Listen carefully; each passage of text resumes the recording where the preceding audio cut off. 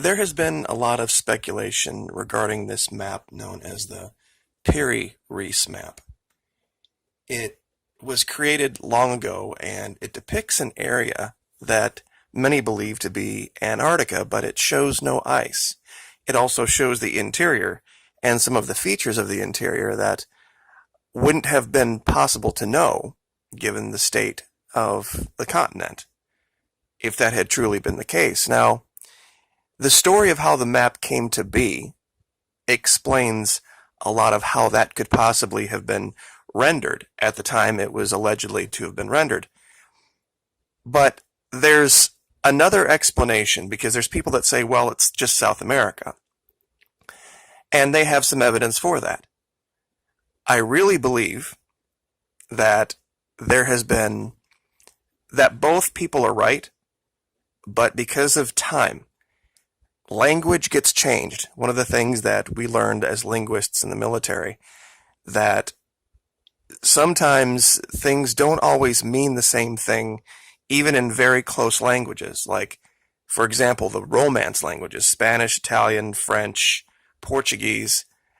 You can kind of understand each of them once you know one very well, but there are still things that don't quite come through, and I think this might be the case, especially in South America, because South American Spanish is very different than Spanish spoken in the Caribbean, in Europe, and when you get into Portuguese, it's completely different. Now, the reason I led with all of that regarding Antarctica and Piri-Reis is it's a theory that I personally have, and I'm sure it would be something that would get laughed at from science, but it would explain just about everything regarding how the continent came to be where it is, why it's covered with ice, and why at one time it might not have been, and how they could have mapped it. Now, it has to do, and I want to show this, many old maps show South America up here in the upper right and Antarctica only being separated by this tiny channel. And this area that goes between what we call the Antarctic Peninsula and the southern tip of South America is known as the Drake Passage. At one time, my personal belief is it wasn't this enormous area that we refer to now as kind of the Roaring Forties, where so many ships have been lost. That at one time, the two regions might have been very, very close together, with only one tiny way to get through. And I can show you a modern map that proves this. Now, and I've just brought up these old maps just to show here, we see this down here, where I'm circling, that this old map shows the tip of South America and this area known as Maquis. See, this is where the language part comes in. It was supposedly this mythical area, but it's a combination of an Italian description and a Spanish description. Maquis, M-A-G-A-L-L-A, if you separate the M-A from that, means afloat in Italian. Nica is a term that would, when put on the end of something, mean only.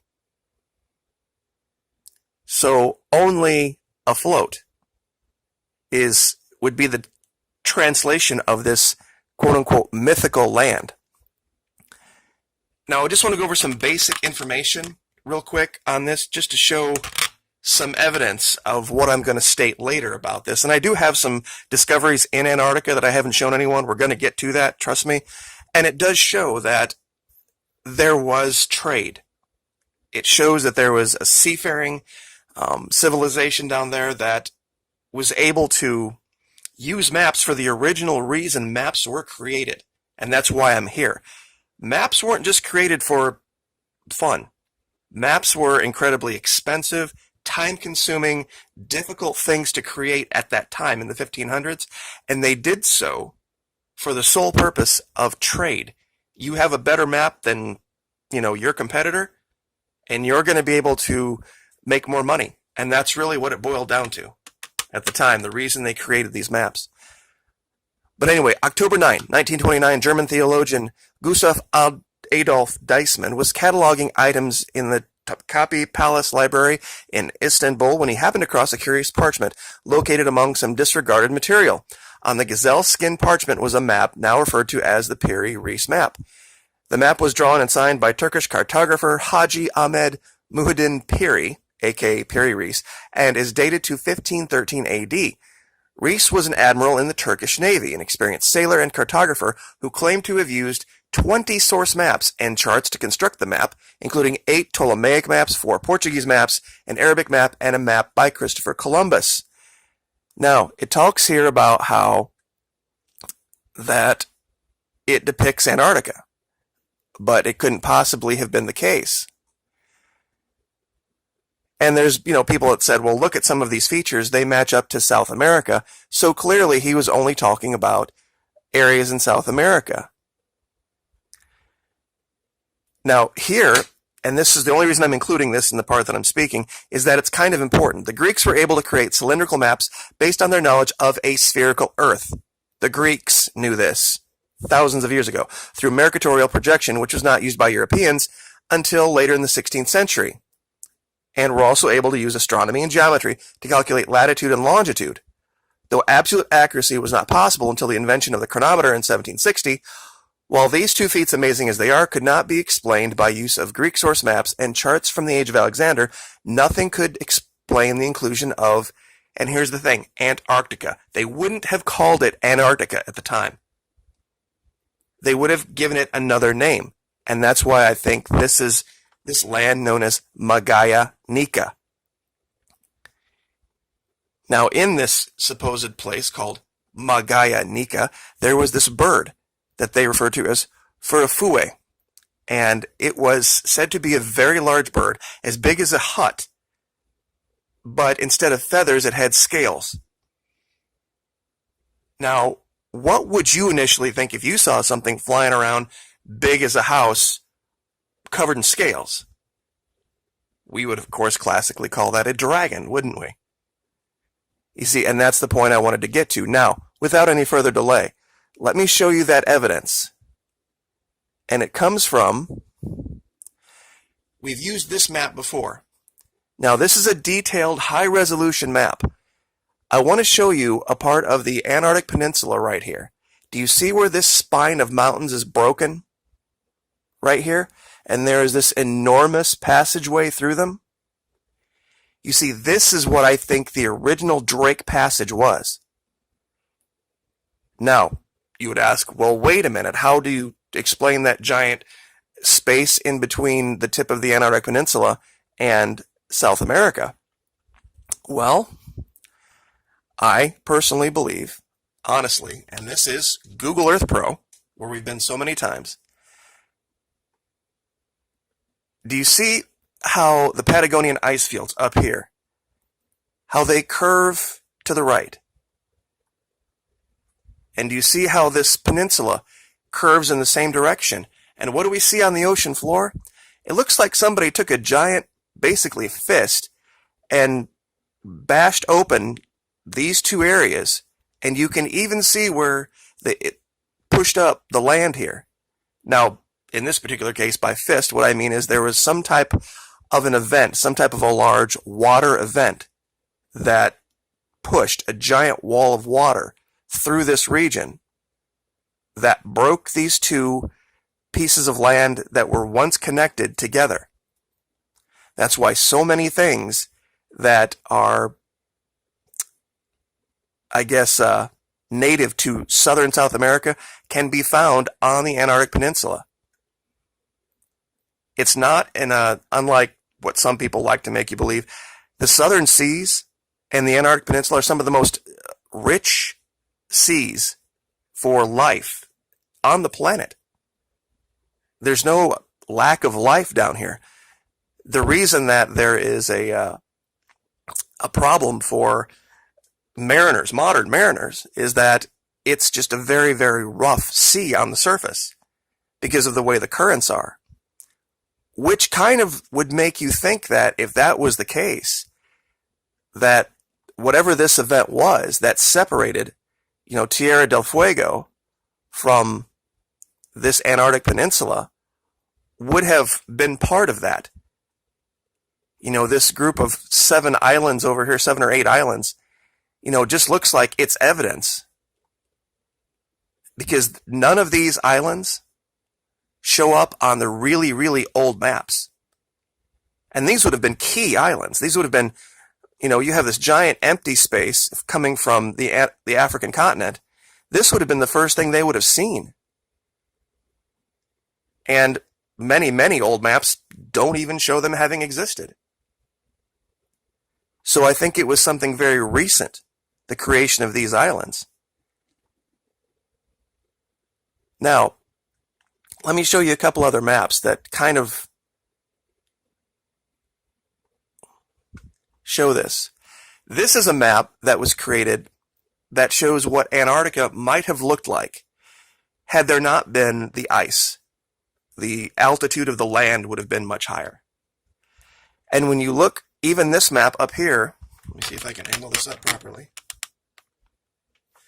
shows this, where there is some type of an event right here. But if you look closely, right here, and I'll go ahead and put these on a Google Drive so that you can download these maps for yourself, you can see this passage.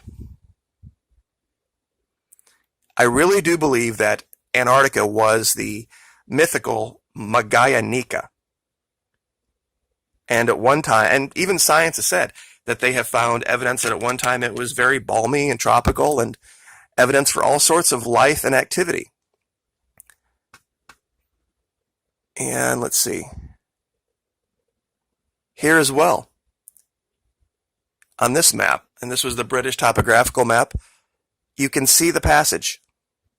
I don't think this part here was the original passage. I think it was much further south. And this map here shows it, I think, the best. This passage right here was the original Drake's passage through this region. Now, without any further delay, let me show you evidence, what I believe to be evidence, for there having been trade. It's an area that I've labeled Crossroads of the Ancients. And if you said right now, Maquis, we have an archaeological team, you can drop them anywhere on the continent for proof, this would be it. This would be where I'd go. Because you can see very clearly, let me see if I can turn the light up here to help this. And I will, of course, give you, that was way too much, hold on. All right, there we go. You can see evidence here that this was a major crossroads. If you follow this off into the distance, there is a giant road that comes in here right to left across your screen. And then right at the base of this mountain, there's another road, and they meet at 90 degrees. And when you look at this on Google Earth Pro, you will see that this was a major constructed highway that heads off miles into the distance. And there's secondary feeder roads as well to it. The shadow on this is a little bit difficult. But if this were some major crossroads of trade, there would be evidence littered everywhere here, and it would only take some basic archaeological digging to find this. There's another crossroads here, not very far away. And only, like in the last 24 hours, I found a secondary one as well. And it was just right down the road here, pardon the pun. And you can see it in the snow. These 90-degree angles, which would make sense to a logical mind. And I've shown areas like ancient Manhattan and all sorts of other areas that show evidence of cities, of roads, of buildings. While it's not as, I guess, exciting as dragons and cyclops and all this kind of stuff, this will be how they find the evidence of lost civilizations. And real close in here, I know it's kind of hard for you to see, And I wish I had the wherewithal to buy everybody a 24-inch high-definition touchscreen computer so that they could see this. But right here, this is very clearly something that has been carved out. It's a box, it's perfectly rectangular, and it's right near this.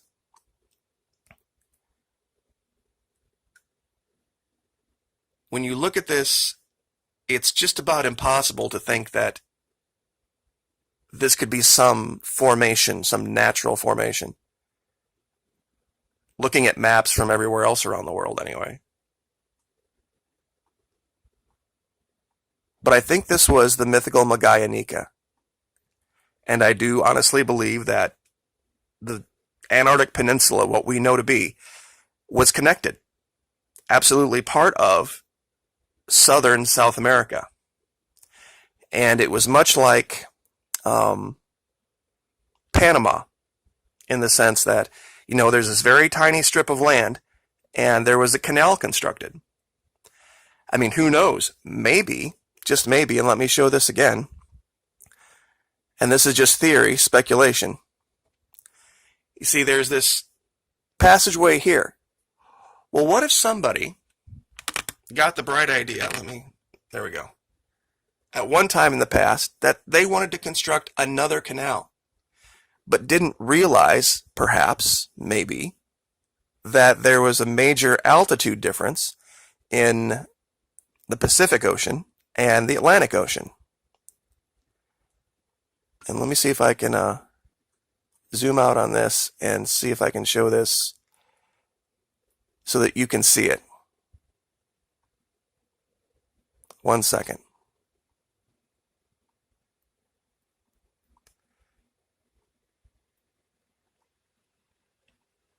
What if this was a construction catastrophe gone wrong? Because there is an altitude difference. The construction of the canal proved that. That's how we have to use locks to lift ships up from one side of the canal to the other. And just cutting open that canal caused a major catastrophe. And once water started to pour through, you know what happens when there's a dam and there's higher water on one side and lower on the other? Once that water starts to go through, who knows? Maybe it wasn't construction, maybe it was an earthquake in the region. We do know that this is Ring of Fire.